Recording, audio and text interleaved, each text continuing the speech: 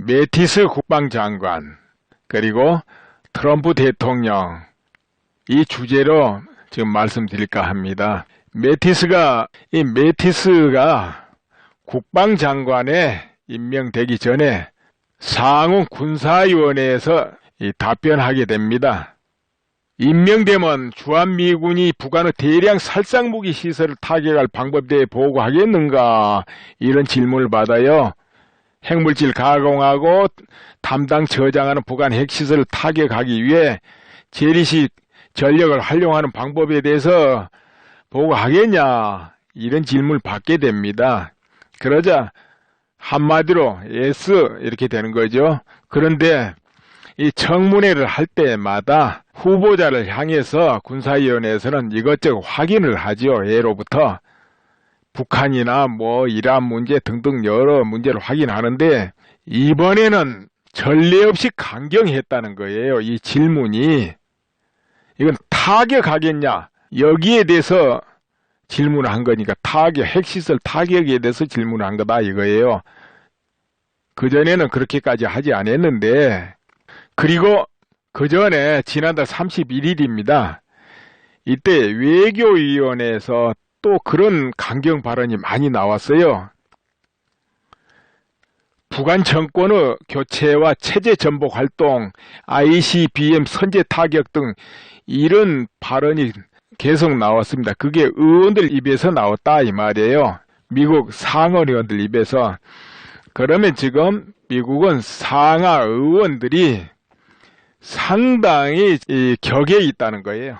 분위기가. 그런데 미국 대통령이 외국과 전쟁을 하려면 반드시 상원의 인준을 받아야 됩니다. 상원.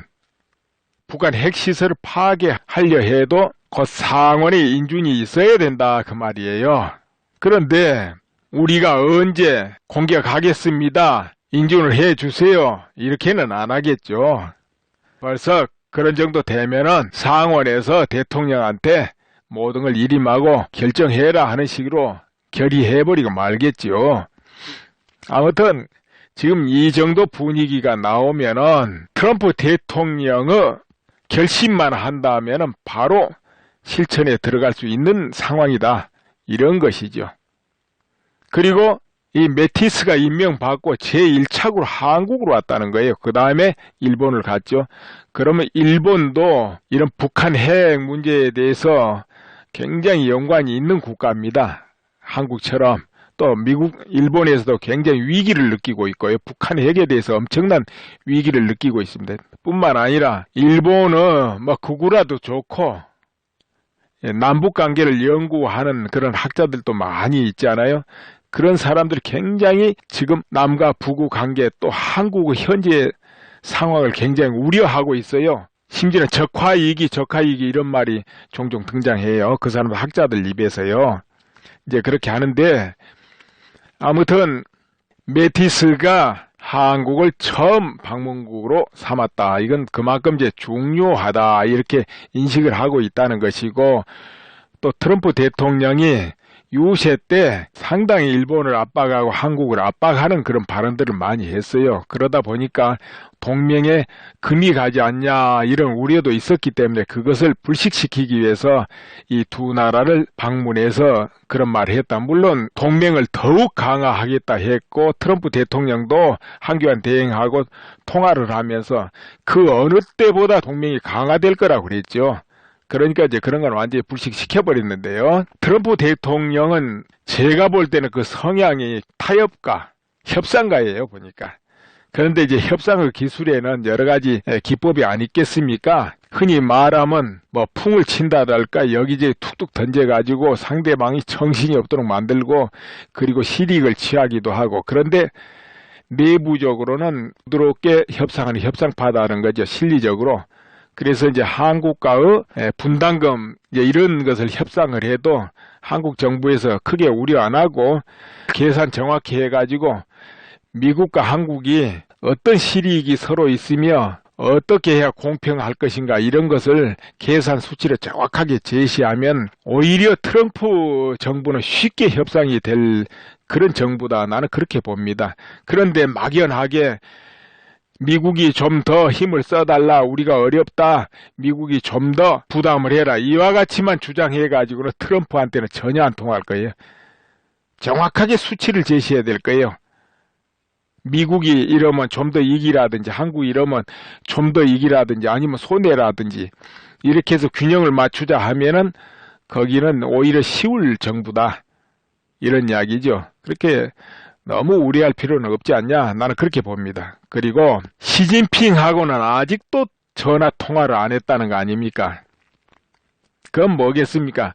이미 중국을 지금 들었다 놨다 지금 하는 거예요. 그건 뭐냐, 중대한 문제를 협상하기 위해서 선수를 때리고 있다는 거죠. 그러니까 취임하기 전부터 그랬잖아요. 대만 문제, 대만을 들고는 왜 하나의 중국을 인정해야 되는지 알 수가 없다 그래 버렸어요. 그 말은 뭐냐, 중국 허파를 뒤집는 소리입니다. 중국은 어떤 경우도 하나의 중국을 인정해야 그 나라하고 거래를 합니다. 그러니까 대만도 중국 일부다를 인정해줘야. 그런데 트럼프가 왜 그래야 되는데 이렇게 나왔다 이 말이에요. 그건 이제 뻔히 중국 신기 건드릴 줄 알면서도 건드리는 거예요. 그리고 매티스가 한국 왔다가 일본 가서 뭐라 했는가요? 아베 만나가지고는 센카쿠 열도, 그거는 미군 방위선에 들어있다 그런 거예요. 센카쿠 열도는 여러분 아시다시피 지금 중국하고 일본하고 서로 자기 영토 영해라고 주장하고 첨예하게 대립하고 있는 곳이 센카쿠 열도 아닙니까? 그렇죠? 그런데 그 열도가 미군의 방위선 안에 들어있다. 그 말은 뭐겠습니까? 뭔 일 터지면은 바로 미 해군이 관여한다는 이야기 아닙니까? 미 해군하고 싸우려면 싸워라 이런 소리 아니에요. 중국이 뒤집어지는 소리죠, 모두가.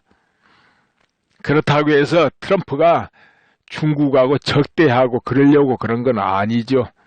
다음에 이제 북한을 놓고 흥정을 벌일 겁니다, 제가 볼 때. 그래서 중국이 앞장서서 양보해가지고 북한을 조금 미국이 원한 대로 움직이지 않으면 안 되게끔 만들 거예요.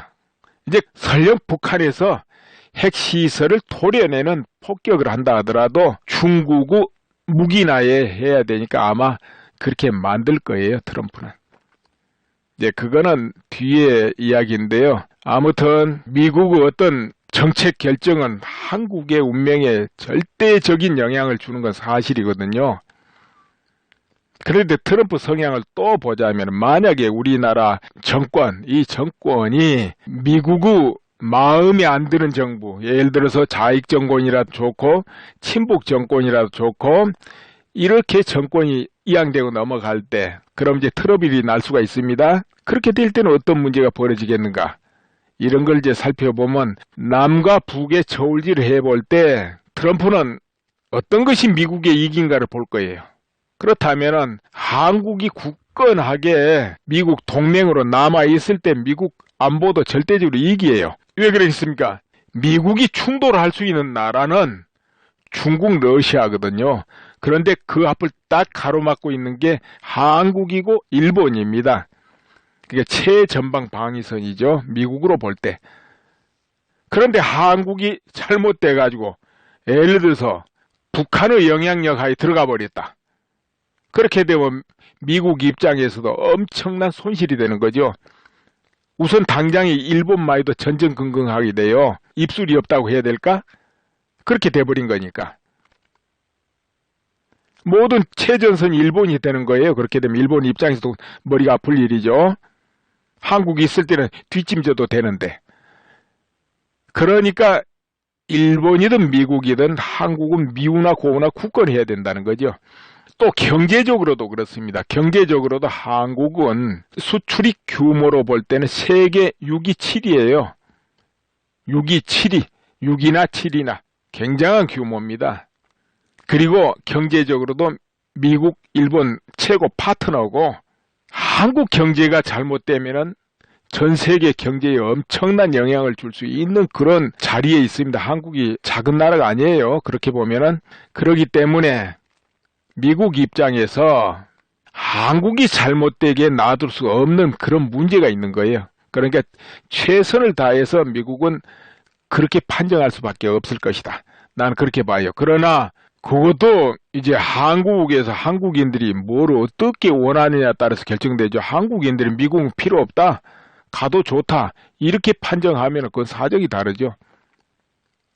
그래가지고 예를 들어서 미국을 적대하고 북한을 가까이 하고 중국을 가까이 하는 그런 정권이 딱 들어선다면은 미국 입장에서는 트럼프 입장에는 가차없이 바로 떠나버릴 수 있는 그런 성격을 가진 사람이 트럼프 대통령이다. 나는 그렇게 봅니다.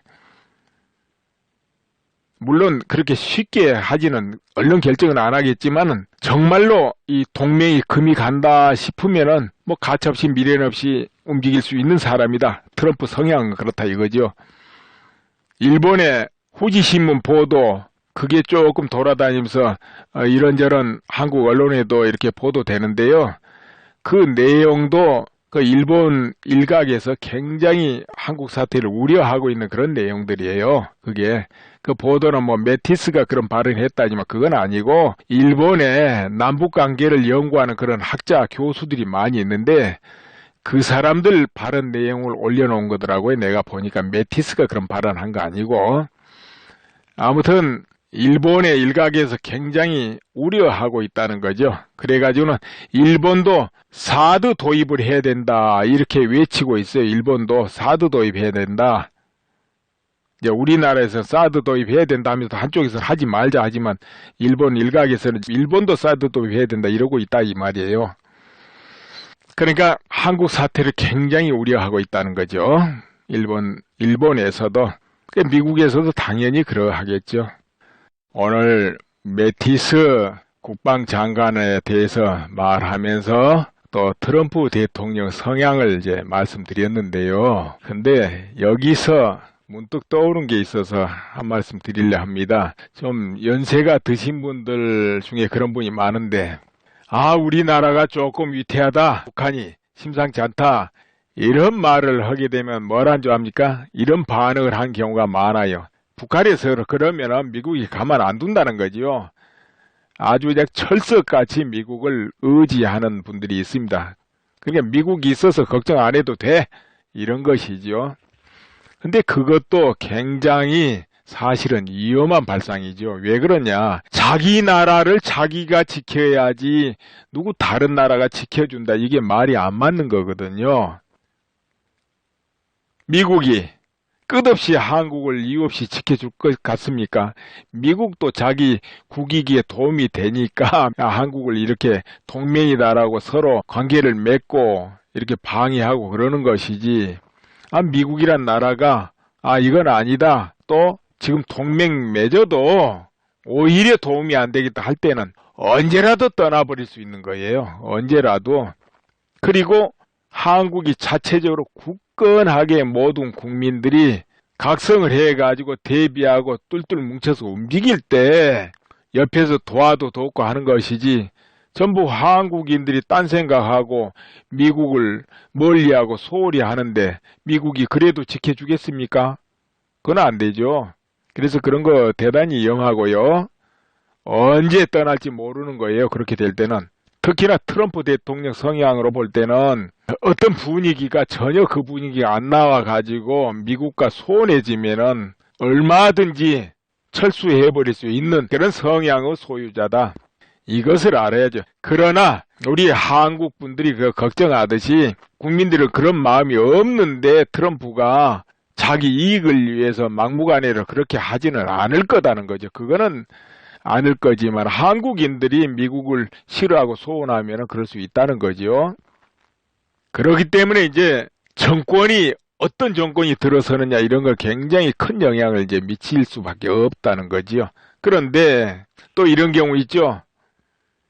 중립적인 그런 분들이 이런 말 좀 합니다. 미국이 괜찮긴 한데 이 미국이 자꾸 한국을 간섭해가지고 우리나라 장거리 미사일도 개발 못하고 핵 재처리도 제대로 못하고 그러지 않아. 미국이 없으면 그런 거 우리가 마음대로 할 텐데. 그리고 작전권도 미국이 가지고 있으니까 자존심이 아니다. 이렇게 말하는 이들이 있어요. 실제로 여기저기서 국민들한테 이런 말을 합니다. 작전권이 미국에 있는 게 말이 되냐. 한국이 지금 세계 10대에 들어가는 선진국인데 아직도 군사작전권을 남한테 몇 개나 놨다니 그 전 세계에서 한국에는 없다. 이러면은 한국인들도 자존심 세잖아요. 그러니까 그 말이 맞아. 이렇게 하는 경우가 또 있습니다. 그런데 이거 한번 더듬어 볼까요? 뜯어보자면 그거 아니죠. 설령 미군이 한국에서 떠난다 해도 미국은 제철이 막을 때는 막습니다. 이란 보세요. 이란 막잖아요. 어찌됐든 제철이 해가지고 핵무장하는 거는 어느 나라가 됐건 못하게 막아요. 미국은. 동맹이든 아니든. 그리고 장거리 미사일 개발하고 발사하는 거 역시 막습니다. 그러니까 한국에 미군이 주든 하든 안 하든 그런 건 관여한다 그 말이에요. 미국이란 나라는. 그리고 작전권만 해도 그렇죠. 작전권 미국에서 가져가라 했지만 한국 정부에서 아직은 우리가 준비가 좀 부족하니까 지금은 못 가지고 오겠다 이래가지고 작전권 지금 미국에 있는 거고요. 언제든지 돌려받을 수 있는 겁니다. 원하면은. 근데 작전권을 돌려받으면 더 손해니까 안 받는 거예요. 왜 그런 줄 아세요? 지금 북한의 동태를 살피려면 정말 군사위성도 여러 대 발사해가지고 이 정보 수집을 해야 되는데 우리나라 아직 그 단계에 이르질 못했어요. 그 엄청난 또 돈이 들고 그러니까. 그래서 정보력은 현재 미군에 의지하고 있다 보니까 그래요. 한국군도 물론 정보 수집을 열심히 하고 있지만은 그래도 완전하지를 못해서 그런 거 있고 또 작전권이 미군에 있을 때는 유익한 점은 뭐냐. 한국에 유사시 위태로운 상황이 벌어지면은 즉각 자동 개입이에요. 그냥 바로 그 자리에서 전쟁 진행하는 거예요. 방어 전쟁을. 공격을 하든 방어를 하든 마찬가지죠. 그런데 작전권이 없을 때는 미의회 승인을 받아야 돼요. 뭐를 하고 파병을 하든 뭐 하든 그렇게 되면 어떻게 됩니까? 시일이 얼마나 많이 걸립니까? 또 의회에서 승인 안 해버리면 하지도 못하고 이런 문제가 벌어져요. 지금은 승인하고 안 하고 상관없이 즉각 자동 개입이죠. 이러기 때문에 작전권을 안 가지고 오고 있는 거예요. 일부러. 가져오려면 언제든지 미국에서 주니까 가져올 수 있죠. 그래서 이런 걸로 선동하는데 속으면 안 되죠. 그리고 또 한 가지 이제 더 위험한 거예요. 이거는. 북한하고 한국은 같은 나라니까 그냥 싸우지 말고 평화롭게 이대로 지나면 되지 미군은 떠나고 그럼 좋잖아. 이렇게 생각하는 지금 젊은 층이 상당히 많다는 거죠. 정말로 서로 공격 안 하고 전쟁 안 하고 그냥 그대로 살아가면 좋은데 그게 안 된다는 거죠. 왜 그러냐면 차라리 중국이나 일본하고는 서로 나를 뺏고자 안 하니까 서로 무역하고 잘 지내면 돼요. 그런데 남북은 어떻습니까? 저 뼛속에서부터 같은 나라니까 통일해야 된다. 다 그러고 있잖아요. 한국에서도 북한을 보고 그렇게 하고 북한도 한국을 어떻게 하든지 한 나라로 만들어서 통일해야 된다. 염원이 있고 이러다 보니까는 같은 민족이라도 누군가는 하나 죽어줘야 되는 그런 입장이에요. 왜 통일을 하려고 하니까 아예 서로 통일을 안 하려고 하면 되는데 그게 안 된다는 거예요. 뼛속 깊이 그게 박혀있기 때문에. 그럼 통일하는 길은 뭐가 있습니까? 딱 두 길이 있습니다. 전쟁에 의한 통일 아니면은 어느 한쪽이 무너져가지고 속절없이 무너지는 거예요. 그냥 망하는 거. 그래가지고 흡수하는 거. 두 길밖에 없습니다. 그거는 우리나라만 안 되는 게 아니고 수천 년 인류 역사에 단 한 번도 평화적으로 두 나라가 완벽하게 한 나라가 된 경우가 존재를 안 해버려요. 모두 흡수 통일되든지 전쟁으로 같은 나라가 됐을 뿐이에요. 근데 우리나라는 왜 더더욱 안 되느냐. 한국과 북한은 너무 체제가 달라요. 북한은 한마디로 인류 역사상 그런 체제를 만든 역사가 없을 정도로 특이한 체제입니다. 절대 왕권이라도 북한과 같은 체제가 과거에 나온 적이 없어요.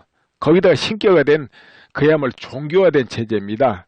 지금 많이 희석됐다 하더라도 그 체제와 한국은 너무 극과 극이어서 같이 공존할 수 없는 체제입니다. 그게 반드시 통일이 돼도 두 가지밖에 길이 없어요. 그런데 안 되는데 공존하자 평화롭게. 정말 그렇게 믿고 들어간다면 그거는 북한에 흡수되는 걸 의미합니다. 한국이 무너지면서. 흡수가 됐든 전쟁에 통일됐든 한국이 북한에 눌리면 어떻게 되겠습니까? 여러분, 북한 체제로 살아가고 싶은가요? 그건 상상을 해보면 될 거예요.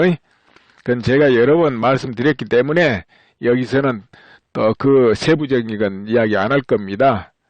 자, 그렇기 때문에 젊은 세대들이 더불어서 평화롭게 살아가면 이것이 얼마나 위험하다는 거 그건 알아야 됩니다.